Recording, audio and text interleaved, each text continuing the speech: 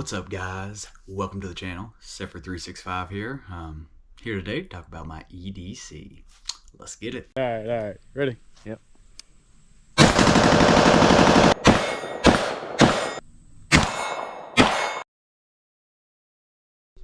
What's up, guys? First, let's get all the normal stuff out of the way. These firearms are going to be cleared. Anything I show is clear, is safe. I'm also in the safety of my own home. That being said, I also do have some loaded mags somewhat near. We'll start very simply put with the two different types of ammo I carry. Yes, I carry two different types. This right here is a Critical Defense Light. I believe they are 95 grain and they are lighter recoiling. I like these for way faster follow-up shots. It's a noticeable smaller amount of recoil, but it's not like drastic. It is noticeable though. But then in my backup extended mag, it's a 23, I carry Federal HST 124, both of which run reliable in this system. So, with that being said, I'm sure you're like, extra mag? Yes, I carry a M&P 3.6 compact, not the subcompact. This is a 15 round capacity in a T-Rex sidecar holster. I like this holster, not outrageously comfortable, but I don't feel like any holster is really outrageously comfortable.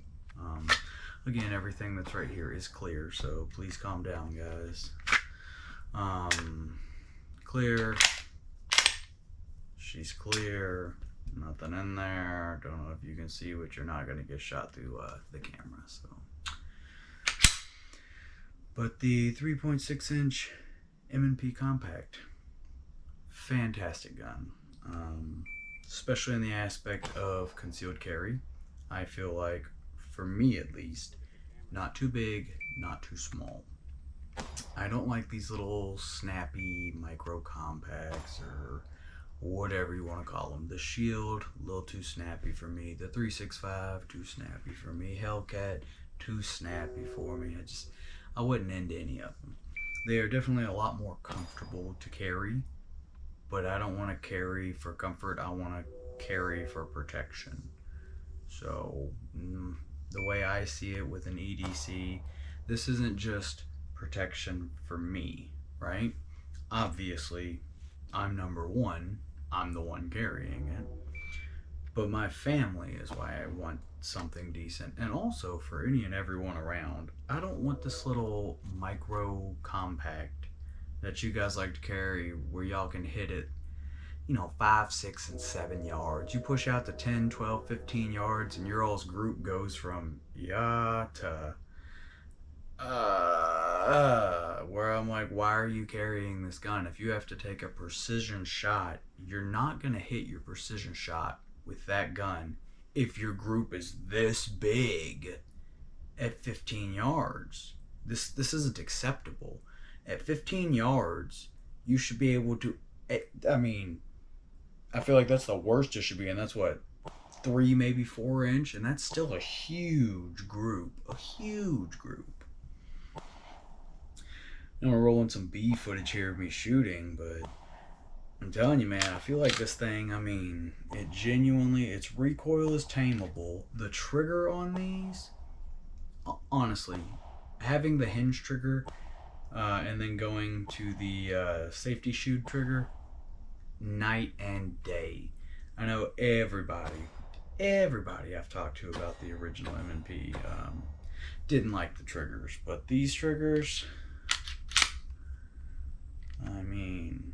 it's wall break. It's fantastic. The reset's not amazing, but this is more of a duty gun than having something crazy like a Temney in it.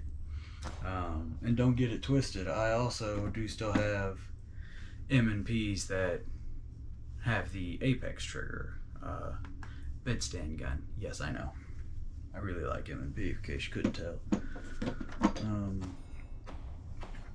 But all that being said to say, the 3.6 inch compact is fantastic.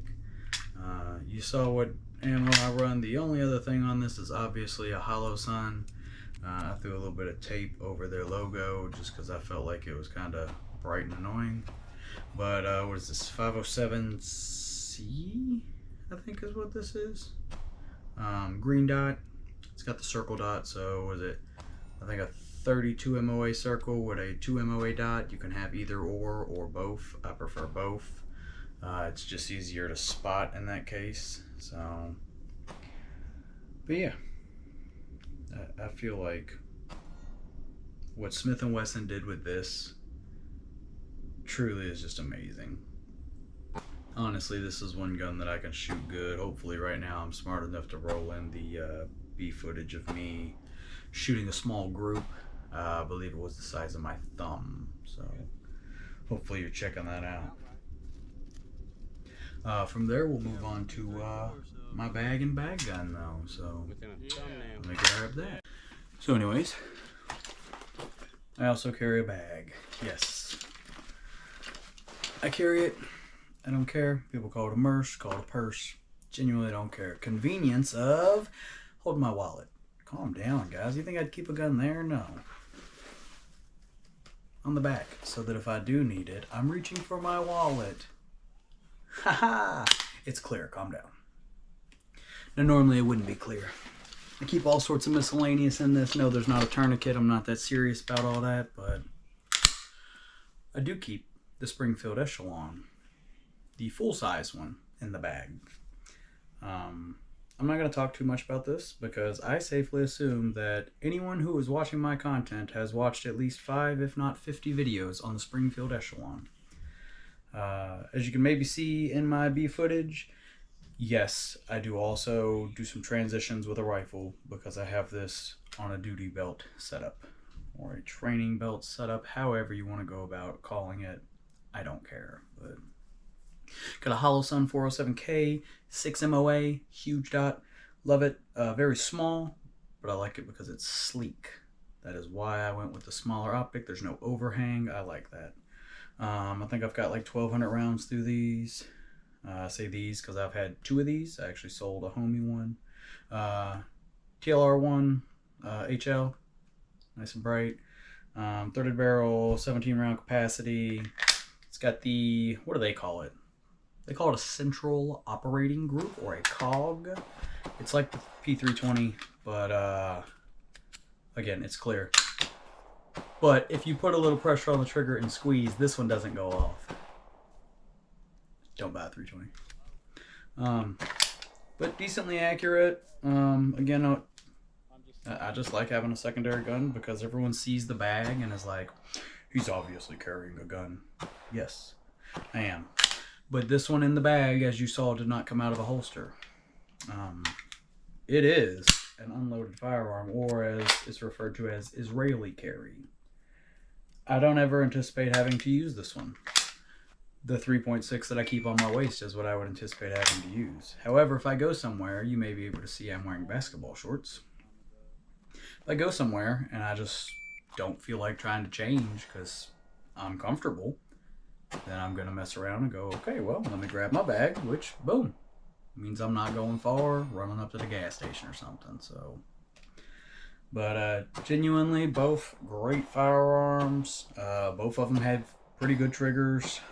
Comparatively speaking, obviously, you put everything off the gold standard. If you don't know what the gold standard is, that's totally fine. I'm referring to the Glock 19 or Glock in general.